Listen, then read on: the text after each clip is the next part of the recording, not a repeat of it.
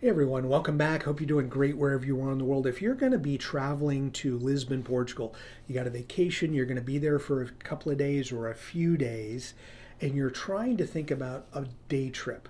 You want to spend a couple of days getting immersed in Lisbon, but then you want to go outside of Lisbon for a day. What is the best day trip? Also, if you've been to Portugal or if you live around Lisbon, what do you feel like is the best day trip outside of Lisbon? Please comment below so that people looking to travel can get your thoughts and hear your commentary and your opinions on where they should go. So for me, the most booked and the most popular day trip outside of Lisbon is going to be Sintra. And Sintra, depending on how you get there, whether it be a tour bus, a train, or rental car, you're going to be looking at, depending on where you are in Lisbon, let's say about 45 minutes outside of the city center to a little bit longer, depending on where you're starting from.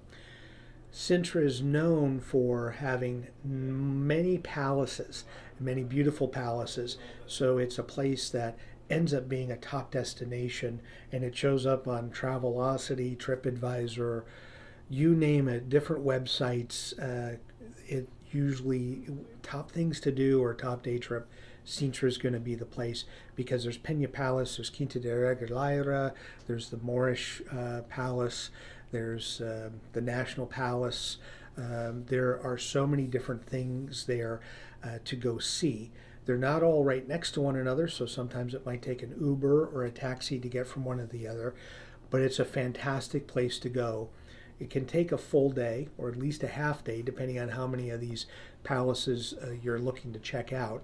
And then often it ends up with a couple of hours in Cascais, and then you're back into Lisbon. So the most popular and most booked day trip is Sintra.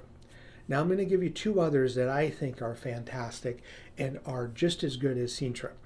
If you like wine, and you're interested in trying Portuguese wine, and you're familiar with port because people around the world are familiar with port, and probably Madeira, wine from Madeira, the island as well, is I would head to Évora. And I would do a day trip going to a couple of wineries in Évora. That is the Alentejo wine region. And I would highly recommend going there and checking out two or three different wineries. I'm going to put a couple of them in the description, some links of places that I would recommend you try in the Alentejo region. So Évora, be a full day trip. It takes about an hour to get there from Lisbon, again, depending on where you are in the city of Lisbon.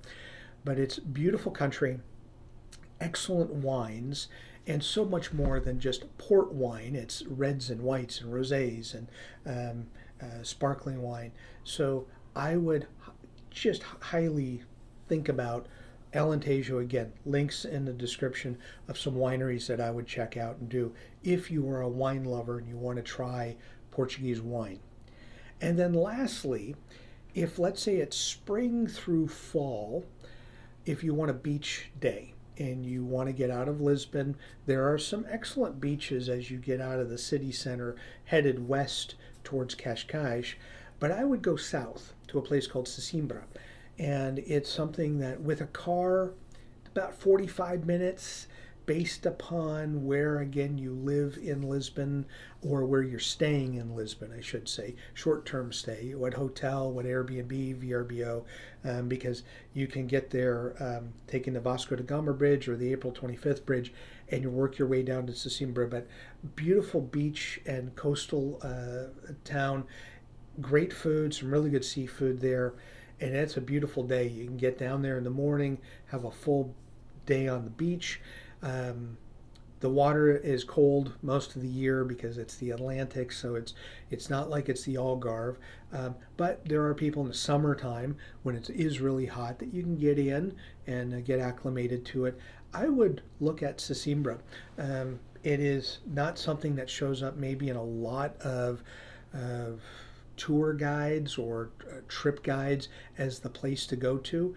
But if you want to get away from the racket and be outside of Lisbon, but not that far outside of Lisbon, and be able to enjoy just the beauty of a little seaside town, I would try Sesimbra. That would be my option if I want a beach day outside of the hustle and bustle in Lisbon.